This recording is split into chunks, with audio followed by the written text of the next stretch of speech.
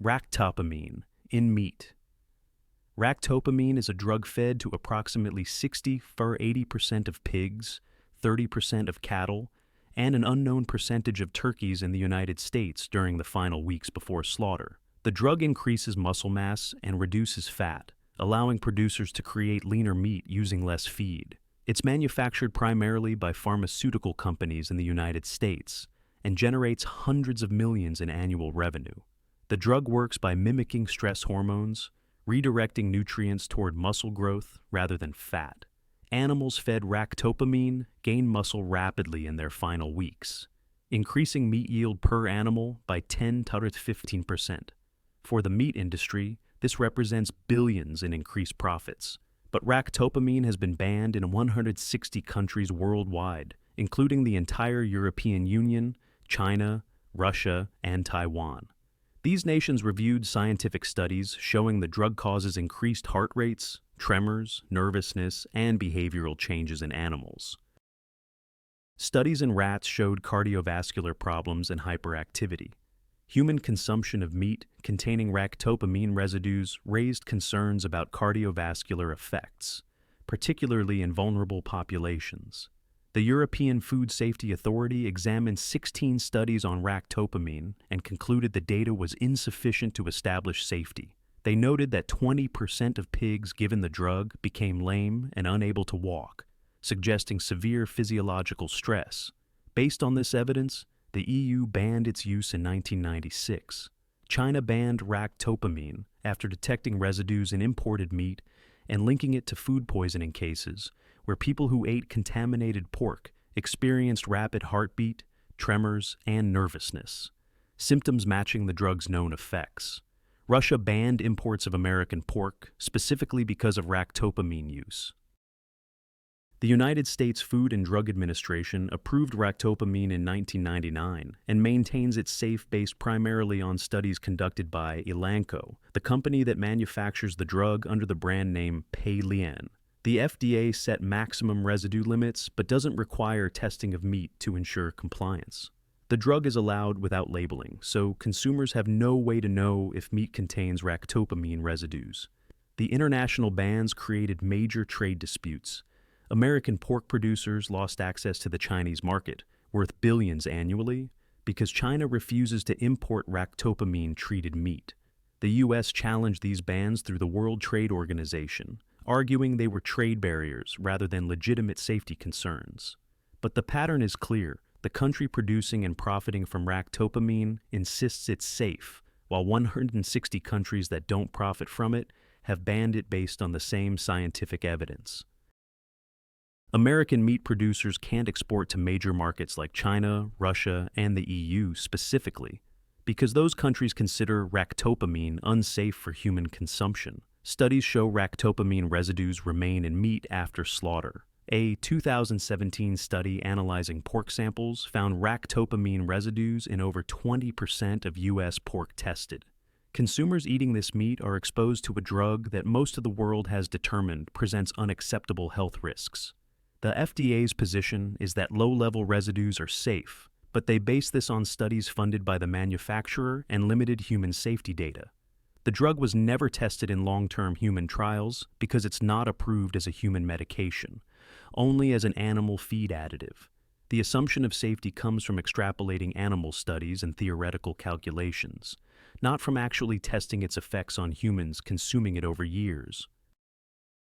The United States continues allowing ractopamine not because American scientists have discovered safety that international scientists missed, but because the American meat industry depends on it for profit margins. The drug is produced in the U.S., used primarily in the U.S., and generates significant revenue for American pharmaceutical and agricultural companies. Banning it would cost these industries billions. Meanwhile, 160 countries have decided the health risks outweigh any economic benefits. The same scientific evidence that led those nations to ban ractopamine is available to American regulators who choose to interpret it differently, or, more accurately, to prioritize industry profits over the precautionary principle. Potassium bromate in bread. Potassium bromate is a chemical additive used in bread flour to strengthen dough and improve rising. It creates a higher, fluffier texture and uniform appearance in baked goods. The compound is manufactured and used primarily in the United States, where it appears in breads, rolls, bagels, and other baked products from major commercial bakeries. The chemical works by oxidizing during baking, theoretically converting entirely to potassium bromide, which is considered less harmful. But testing shows that residual bromate often remains in finished baked goods, meaning consumers ingest the unreacted chemical. Potassium bromate is banned in the European Union, Canada, China, Brazil, Argentina, Nigeria, South Korea, and many other nations. The reason? It's classified as a possible human carcinogen. Studies in rats and mice showed that bromate causes kidney tumors, thyroid tumors, and mesothelioma. The International Agency for Research on Cancer classified it as Group 2B, possibly carcinogenic to humans. The compound causes oxidative damage to DNA, which is the mechanism by which many carcinogens initiate cancer. Studies show that even small amounts can cause genetic mutations. The concern is that regular consumption of bread containing bromate residues creates cumulative exposure over lifetimes, increasing cancer risk. California requires warning labels on products containing potassium bromate under Proposition 65, which mandates warnings for chemicals known to cause cancer.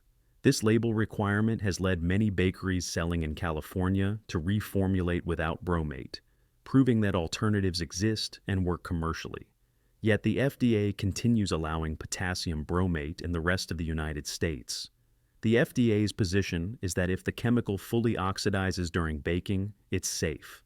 But the FDA doesn't require testing of finished products to confirm complete oxidation. Studies that have tested commercial baked goods frequently find measurable bromate residues. The World Health Organization and Food and Agriculture Organization jointly recommended that potassium bromate not be used as a food additive due to cancer concerns. Most countries followed this recommendation and banned it. The United States did not. American bakers have alternatives. Ascorbic acid, vitamin C, produces similar strengthening effects without health concerns. Many American bakeries have voluntarily stopped using bromate, particularly chains that operate internationally and must meet European standards. This proves that bread can be made successfully without bromate, but thousands of American bakeries still use it because it's legal, cheap, and produces consistent results. Major brands continue using bromate in their standard formulations while removing it for products sold in Europe or California. The same company making the same bread uses different formulas depending on what local regulations allow. The pattern repeats: a chemical shown to cause cancer in animal studies, banned in dozens of countries, but legal in the country where it's primarily manufactured and used. The FDA has access to the same studies that led other nations to ban bromate. American regulators simply choose not to prioritize cancer risk over industry convenience. American consumers eat bread containing a probable carcinogen that's been banned almost everywhere else in the developed world. The chemical serves no nutritional purpose. It's purely cosmetic, making bread look and feel slightly better while potentially increasing cancer risk. Brominated vegetable oil in drinks. Brominated vegetable oil, or BVO, is a chemical used in citrus-flavored sodas and sports drinks to keep flavoring oils suspended in liquid rather than floating to the top. The chemical is created by bonding vegetable oil to bromine, a toxic halogen element. BVO was patented in 1931 as a flame retardant and later adapted for use in beverages. It's been used primarily by American beverage companies, particularly in citrus sodas, sports drinks, and some fruit-flavored products. The chemical allows these drinks to maintain uniform appearance on store shelves. The European Union banned BVO in 1982, over 40 years ago. Japan banned it, India banned it, Australia banned it. Over 100 countries restrict or prohibit its use in food and beverages. The reason? Bromine is toxic to humans, and BVO accumulates in body fat, building up over time with regular consumption. Studies have documented bromism, bromine toxicity, in people who consumed large quantities of BVO-containing beverages. Symptoms include headaches, fatigue, memory loss, skin lesions, and neurological problems. Case studies describe individuals who drank multiple liters of BVO-containing soda, daily developing severe symptoms that resolved when they stopped consuming the products. Animal studies show bromine accumulation in fat tissue, thyroid problems, and behavioral changes. Bromine competes with iodine in the thyroid gland, potentially disrupting thyroid hormone production. Some researchers have linked increasing bromine exposure to rising rates of thyroid disorders.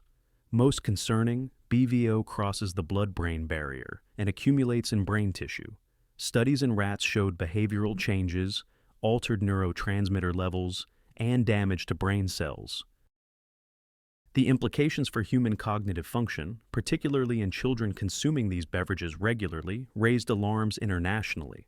The FDA initially classified BVO as generally recognized as safe in 1958, but removed this designation in 1970 after safety concerns emerged. However, the FDA continued allowing its interim use pending further study. This interim permission lasted over 50 years, despite mounting evidence of health problems. Beverage companies defended BVO's use, claiming it was necessary for product stability and appearance. But when European and international bans forced reformulation, companies discovered alternatives that worked successfully. Many brands now use sucrose acetate isobutyrate or glycerol esters of rosin instead, compounds that keep flavors suspended without bromine's toxicity. Interestingly, major beverage companies sell BVO-free versions of the same products in Europe while maintaining BVO in American formulations. Coca-Cola, PepsiCo, and other companies have formulas for their citrus drinks that comply with European bans, proving BVO isn't necessary. They simply choose to keep using it in the US because it's cheaper and still legal. After decades of advocacy, California banned BVO in 2024, and the FDA finally announced plans to revoke its authorization. But for over 40 years after the EU ban, Americans consumed bromine-containing beverages that most of the developed world had determined were unsafe. The delay in banning this chemical had nothing to do with scientific uncertainty. Europe and other nations had already established its risks. The delay was about protecting American beverage industry profits. Growth hormones in dairy. Recombinant bovine growth hormone, RBGH, or recombinant bovine somatotropin, RBST, is a genetically engineered hormone injected into dairy cows to increase milk production. The hormone is manufactured by pharmaceutical companies and used extensively in American dairy farming to boost each cow's milk output by 10 to 15%. The hormone was developed by Monsanto and approved by the FDA in 1993.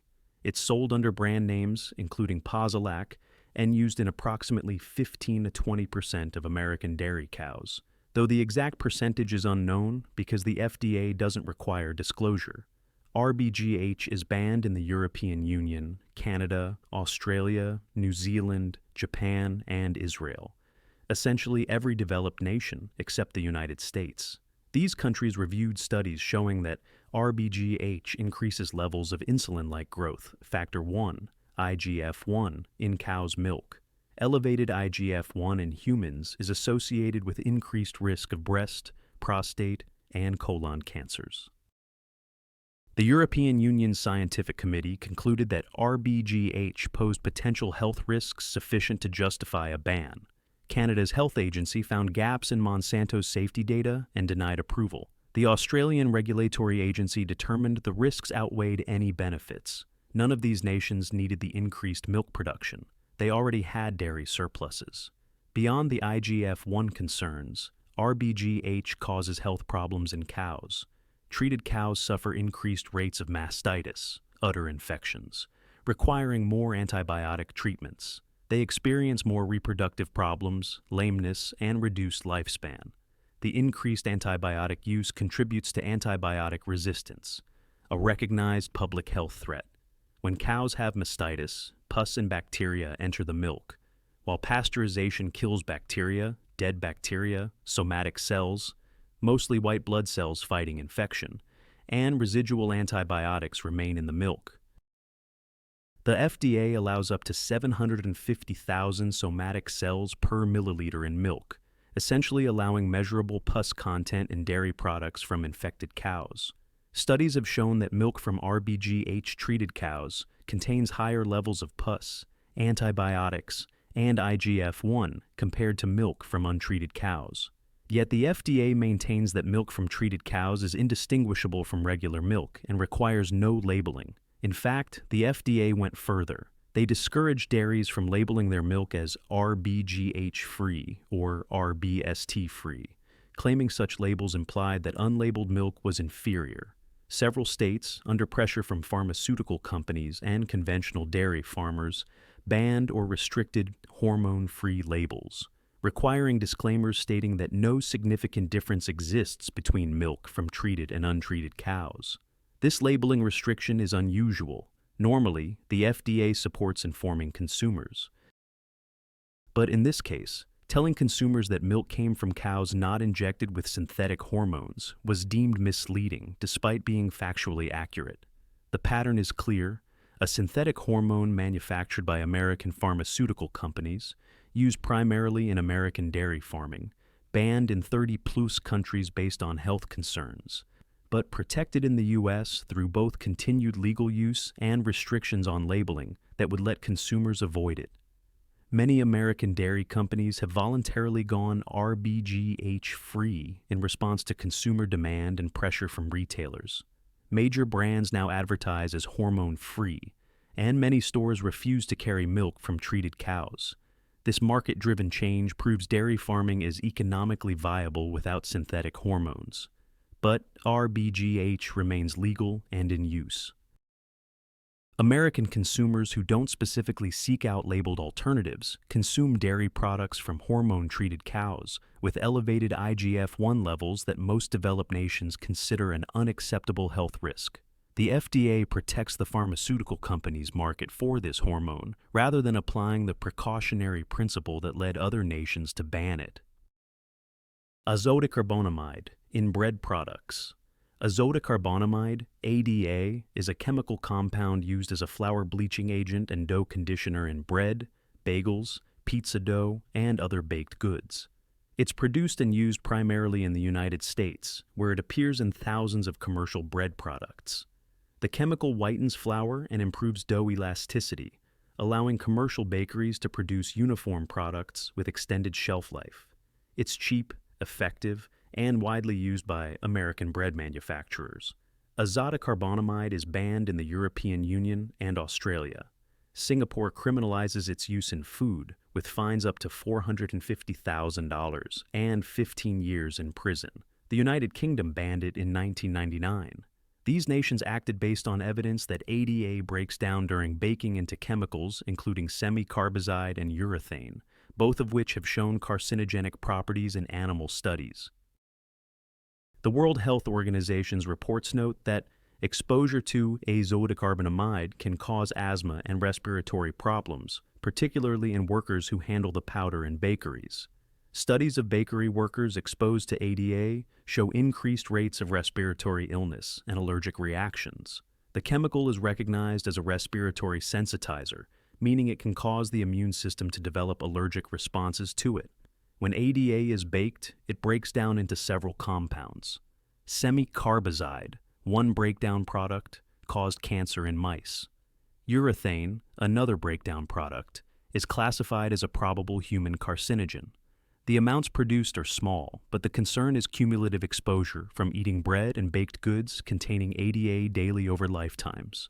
Interestingly, azodicarbonamide is also used in the plastics industry as a foaming agent for making yoga mats, shoe soles, and synthetic leather.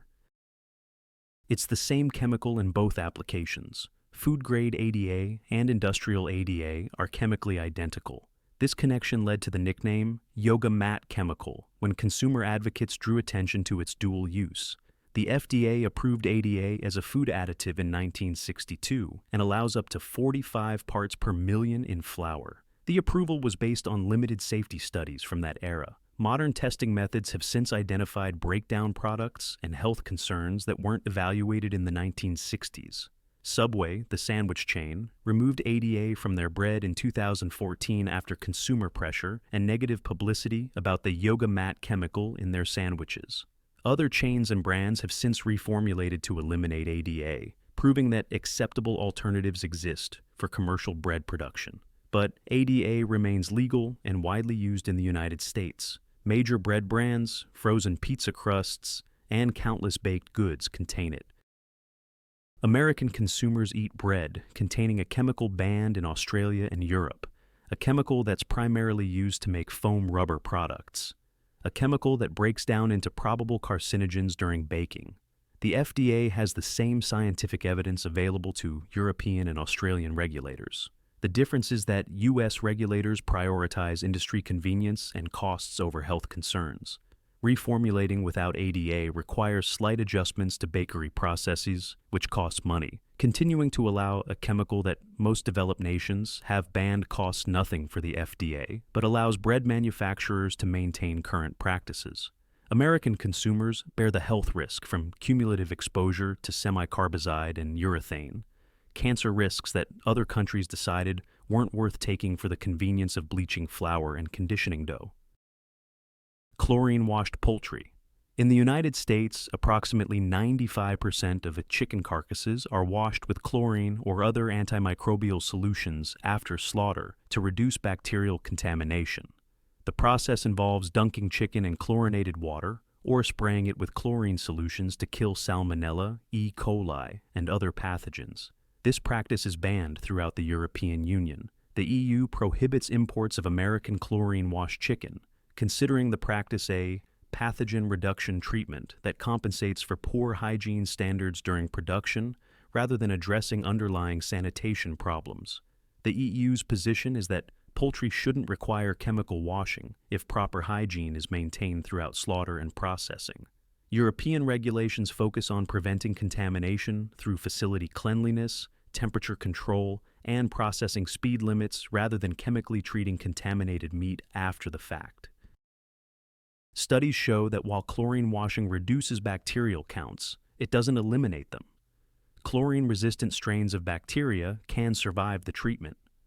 More concerning, the chlorine wash kills surface bacteria but can drive pathogens deeper into porous tissue where they remain viable. This can create a false sense of safety. The surface tests clean, while internal contamination persists. American health authorities defend chlorine washing as an effective pathogen reduction step. They point to studies showing reduced bacterial counts post-treatment and argue that the chlorine residues remaining on chicken are within safe limits for consumption. But the European approach suggests chlorine washing is solving the wrong problem. If chicken is processed hygienically from slaughter through packaging, chemical washing becomes unnecessary. EU poultry operations maintain lower bacterial contamination without chemical treatments by enforcing strict facility sanitation, slower processing speeds that allow careful handling, and immediate chilling. The American poultry industry argues that chlorine washing is necessary because of the volume and speed of processing. American facilities process chickens at much faster rates than European counterparts, sometimes 140+ birds per minute compared to EU standards of 70 birds per minute or slower. At these speeds, mechanical contamination is nearly inevitable, requiring chemical treatment as a final step. This reveals the underlying issue. American poultry processing prioritizes throughput and efficiency over hygiene. Chemical washing compensates for contamination that occurs because chickens are processed too quickly for careful sanitation. Rather than slow down production and lose profits, the industry treats the contamination chemically and argues this makes the final product safe. Studies of American chicken sold in stores consistently find high bacterial contamination rates. Consumer Reports testing found that 97% of chicken breasts purchased from retailers contained potentially harmful bacteria. Another study found antibiotic-resistant bacteria on 2/3 of chicken samples tested. The chlorine washing doesn't eliminate contamination. It reduces it to levels considered acceptable by American standards. European testing of their poultry shows significantly lower contamination rates despite no chemical washing. The difference is production practices, slower processing, more stringent facility sanitation, and prevention rather than treatment. the trade implications are significant. The EU refuses to import American chicken specifically because of chlorine washing, blocking a market worth billions. Rather than adjust practices to meet European standards, American producers maintain chlorine washing and forego the export market. Brexit negotiations between the UK and US highlighted this issue. Americans pushed for UK acceptance of chlorine-washed chicken post-Brexit, while UK consumers and health advocates argued against lowering food safety standards. The debate revealed that chlorine washing is primarily an American practice not adopted by most developed nations. American consumers eat chicken that's chemically washed to compensate for production contamination, using a practice that most of Europe considers evidence of inadequate hygiene standards. The same poultry companies sell to both markets, proving they can meet higher standards when required. They simply choose not to in the US, where lower standards are legal. Artificial food dyes. Several synthetic food dyes widely used in American foods are banned or require warning labels in Europe due to links to hyperactivity and behavioral problems in children. These dyes include yellow 5, tartrazine, yellow 6, red 40, red 3, blue 1, blue 2, and green 3. They're manufactured primarily by petroleum chemical companies and appear in thousands of American food products. These synthetic dyes are derived from petroleum and coal tar. They color candies, cereals, beverages, baked goods, and countless processed foods. They're bright, stable, and cheap, far less expensive than natural alternatives like beet juice or turmeric. The European Union requires warning labels on foods containing these dyes. May have an adverse effect on activity and attention in children. This labeling requirement, implemented in 2010, followed studies showing behavioral changes in children who consumed foods with artificial dyes. Most European food manufacturers chose to reformulate with natural colors rather than carry warning labels. The Southampton study, published in 2007, found that certain combinations of artificial dyes increased hyperactivity in children. The study was large, well-controlled, and showed statistically significant effects. European regulators determined the evidence warranted precautionary action, requiring warnings that let parents make informed choices. The same food companies sell the same products in Europe and America with different formulations. Skittles in the UK are colored with natural extracts.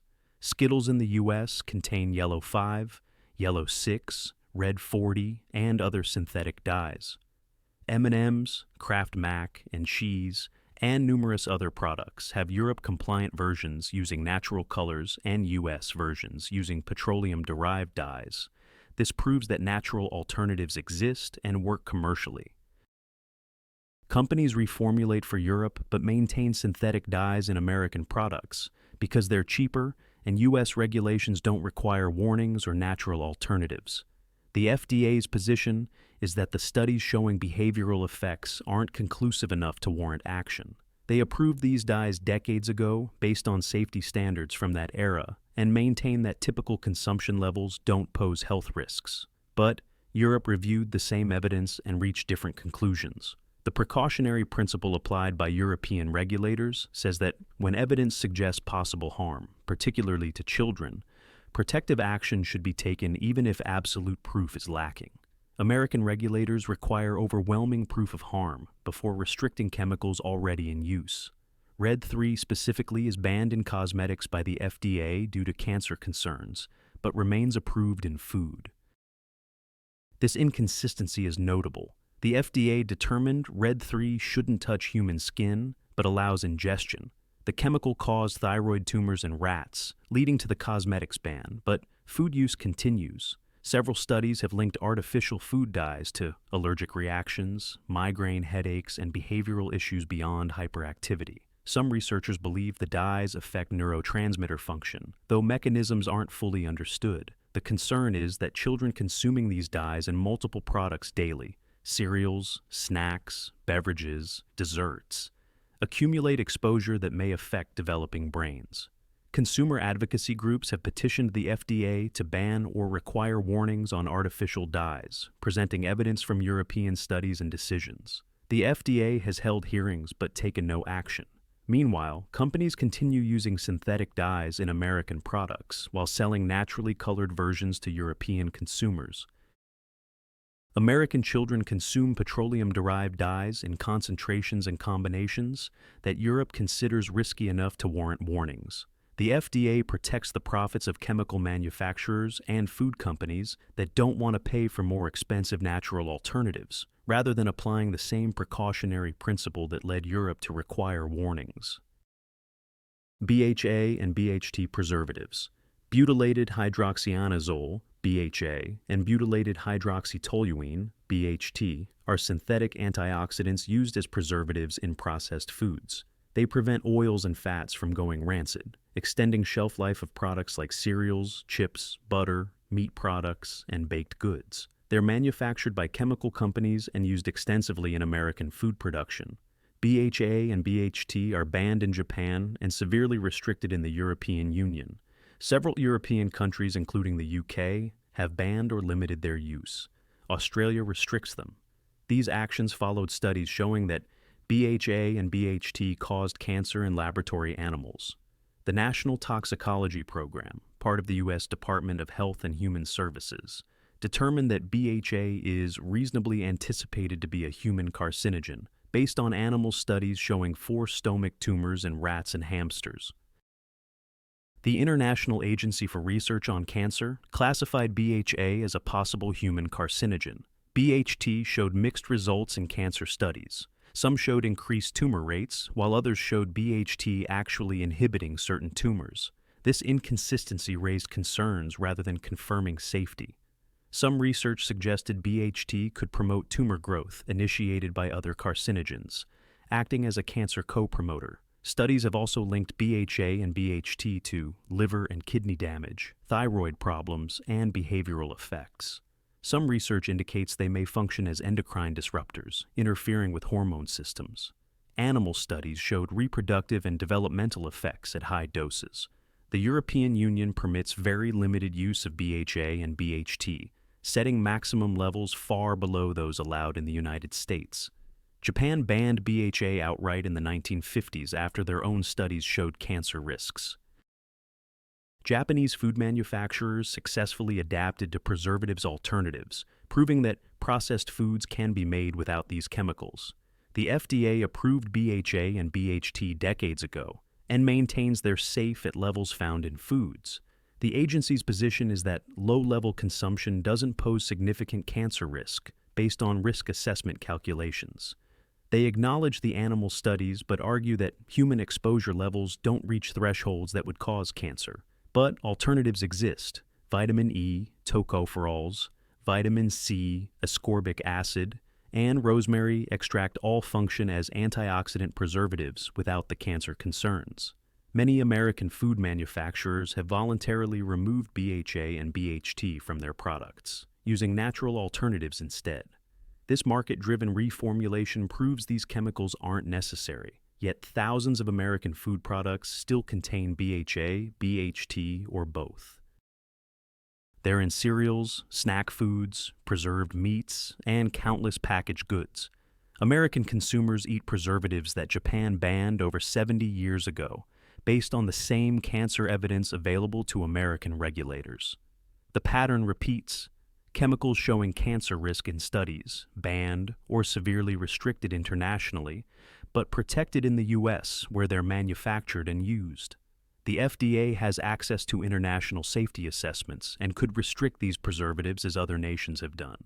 Instead, American regulators allow continued use, prioritizing food industry convenience over applying the precautionary principle used by most developed nations. Titanium dioxide. In foods, titanium dioxide is a white pigment added to thousands of food products, including candies, gum, cakes, frostings, and nutritional supplements. It whitens and brightens foods, making them more visually appealing. It's used extensively in American food manufacturing, appearing in many common brands. The European Union banned titanium dioxide in food in 2022 after their Food Safety Authority concluded they could not exclude concerns about genotoxicity, DNA damage that could lead to cancer. France had already banned it in 2020 based on precautionary concerns. the EU's scientific assessment found that while no definitive proof of carcinogenicity existed, they couldn't rule it out based on available evidence. Studies showed titanium dioxide nanoparticles could accumulate in the body and cause inflammation. Some research indicated the nanoparticles could damage DNA and cells.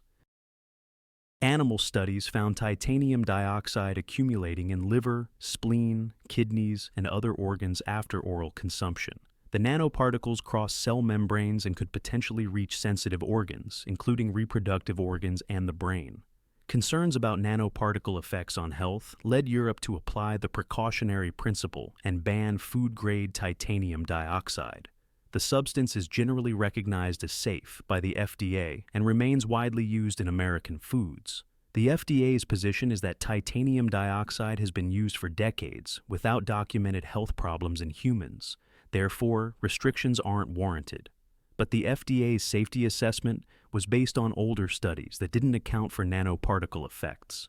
Modern understanding of nanotoxicology, how tiny particles behave differently than bulk materials, wasn't considered when titanium dioxide was approved for food use. Nanoparticles can cross biological barriers and accumulate in ways that larger particles don't. Titanium dioxide serves no nutritional purpose. It's purely cosmetic, making foods look whiter and brighter. Products can be made without it, just appearing slightly less white. Many companies have reformulated for the European market, proving titanium dioxide isn't necessary. Some American brands have voluntarily removed titanium dioxide in response to consumer pressure and European regulations. Dunkin', formerly Dunkin' Donuts, removed it from their powdered sugar donuts. Skittles announced plans to remove it. Mars, the candy company, eliminated it from some products. But thousands of American food products still contain it.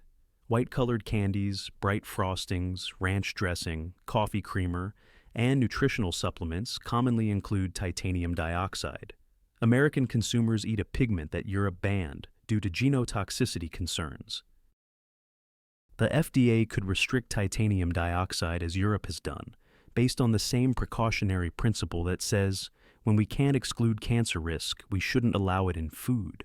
Instead, American regulators wait for definitive proof of harm, while consumers accumulate exposure to nanoparticles that may be damaging DNA at cellular levels. Meat treated with carbon monoxide.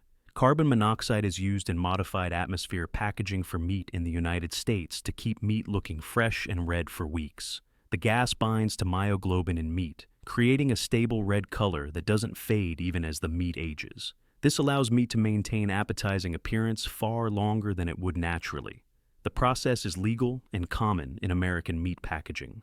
Ground beef, steaks, and other cuts are sealed in plastic with a carbon monoxide atmosphere. The meat stays bright red instead of turning brown as it oxidizes, making old meat look fresh on store shelves. Carbon monoxide treatment of meat is banned in Canada, Japan, the European Union, and many other countries. These nations determined that artificially maintaining red color deceives consumers about meat freshness. The natural color change from red to brown as meat ages is an indicator of oxidation and age. Carbon monoxide masks this indicator. The concern isn't that carbon monoxide residues are toxic. The amounts remaining in meat are considered safe.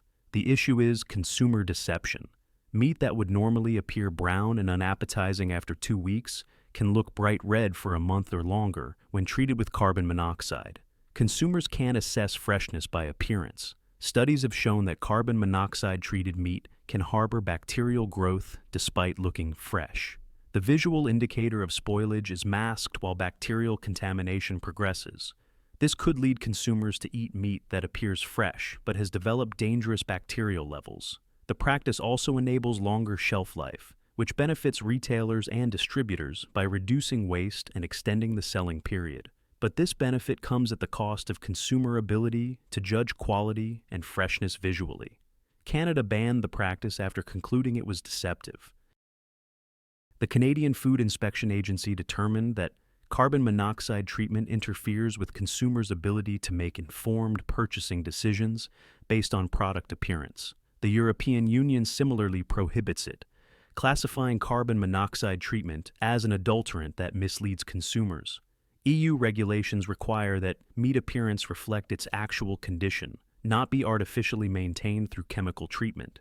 The FDA allows carbon monoxide in meat packaging, classifying it as generally recognized as safe, and arguing that it doesn't affect safety, only appearance. The USDA, which regulates meat, permits the practice as long as accurate dating appears on packages. But consumers don't typically check dates as carefully as they assess visual appearance. The bright red color communicates freshness unconsciously, overriding conscious date checking. This psychological aspect is why other countries banned the practice. They recognize that artificially maintained color deceives regardless of printed dates. American meat can sit in stores for weeks looking freshly cut thanks to carbon monoxide treatment. Consumers buy meat thinking it's fresh based on color, unaware they may be purchasing significantly aged product. The practice is legal because it benefits meat distributors and retailers by extending saleable shelf life, while consumer protection takes lower priority.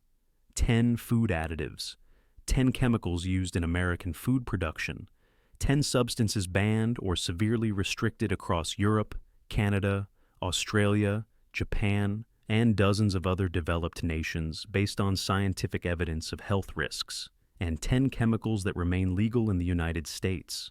Ractopamine banned in 160 countries, legal in U.S. meat. Potassium bromate banned across Europe in American bread. Brominated vegetable oil banned for 40 years in Europe, in American drinks until recently. Growth hormones banned in 30-plus countries, injected into American dairy cows. Azodicarbonamide banned in Australia and criminalized in Singapore, in American baked goods. Chlorine-washed chicken rejected by the entire EU, standard in American production. Artificial dyes requiring warnings in Europe, unlabeled in American children's foods. BHA and BHT banned in Japan 70 years ago, still in American snacks. Titanium dioxide banned in Europe for cancer concerns, still in American candies. Carbon monoxide treated meat banned in Canada as deceptive, common in American stores. The pattern is undeniable. Countries that don't produce these chemicals ban them. The country that manufactures and profits from them keeps them legal. The scientific evidence is the same everywhere. European scientists, Canadian scientists, Japanese scientists, and Australian scientists review the same studies as American scientists. They see the same animal tests, the same chemical analyses, the same health data. The difference isn't the science, it's the priority. Other nations prioritize the precautionary principle. When evidence suggests possible harm, restrict the chemical until safety is proven. The United States prioritizes industry profits. Keep chemicals legal until harm is definitively proven in humans, regardless of animal evidence or international consensus. American food manufacturers prove these chemicals aren't necessary by reformulating for international markets.